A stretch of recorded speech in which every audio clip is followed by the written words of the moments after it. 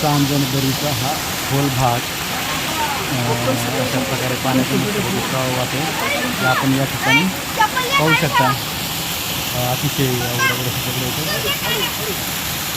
या ठिकाणी.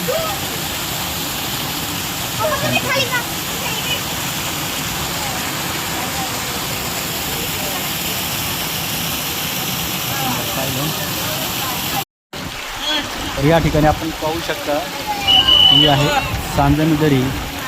खूप असा लांब आहे आणि या ठिकाणी वेगवेगळ्या ठिकाणावरून पाणी वाहत येत आहे.